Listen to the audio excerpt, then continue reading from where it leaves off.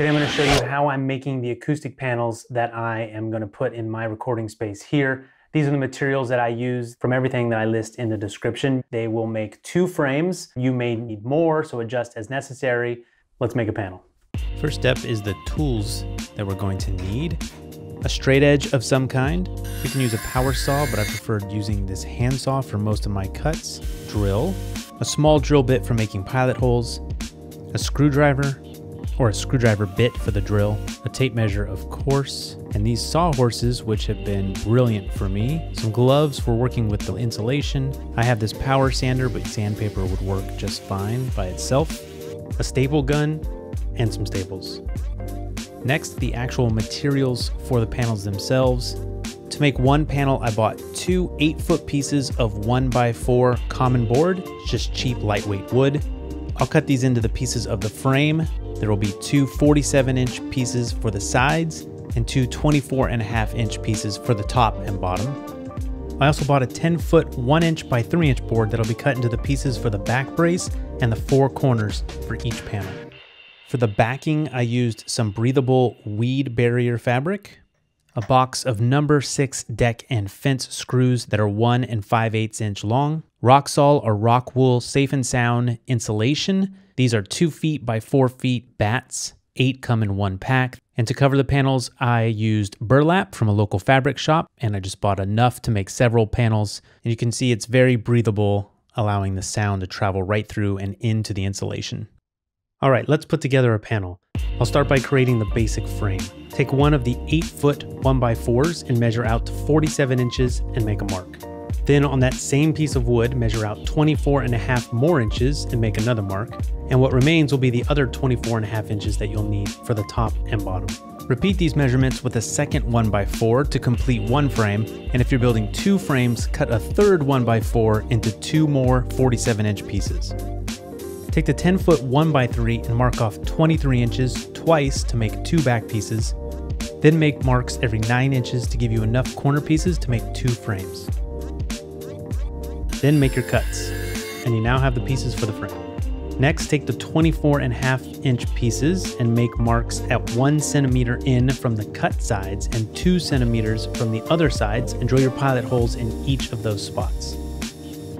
Then line up the top and bottom pieces with the side pieces and drill into the pilot holes you just made to create a perfectly aligned pilot hole in your side pieces. Next, put your screws into the 4 corners of your frame. Now you have a strong basic frame with countersunk screws, no glue necessary. Next, take the corner pieces and cut the ends at 45-degree angles and attach them to the frame by drilling pilot holes and then inserting 1 screw in the middle on each side. Then attach your back piece, again drilling pilot holes, then inserting the screws. And your frame is complete. Next, grab some gloves and drop one of the 2x4 pieces of insulation right into the frame. Turn the frame over, lay out a piece of backing so that it covers the frame, and cut.